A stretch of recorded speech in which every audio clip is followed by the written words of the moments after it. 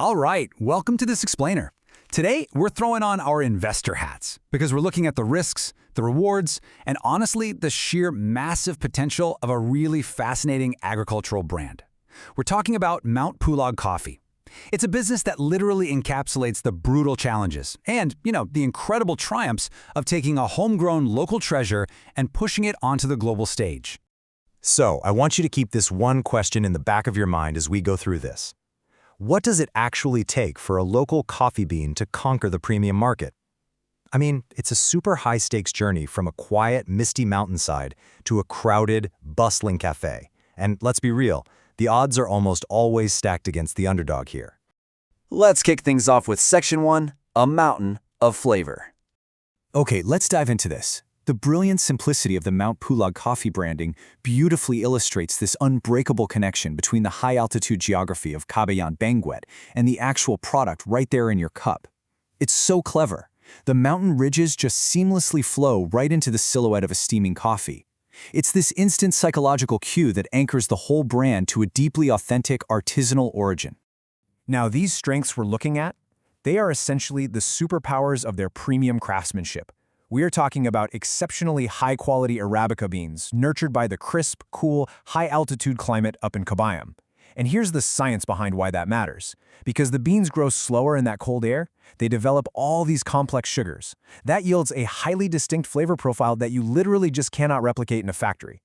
And beyond the taste, they have this incredibly strong local identity, with the very real potential to directly support local farmers. Honestly, you can practically taste that rich mountain terroir in every single roast. But moving on to Section 2, the production bottleneck.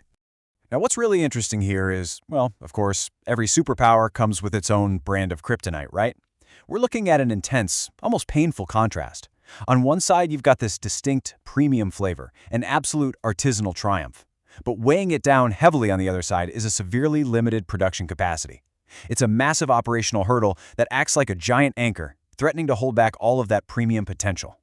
The harsh reality is that the very geography that gives Mount Pulag Coffee its incredible flavor, it also acts as a total logistical nightmare.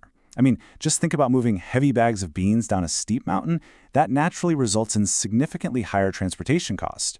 And because they're completely dependent on seasonal harvests, their cash flow comes in waves rather than a nice, predictable, steady stream. So when you combine high overhead costs with pretty limited brand recognition, you hit a massive wall.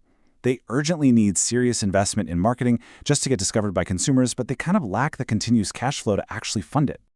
Which brings us to Section 3, a growing premium market.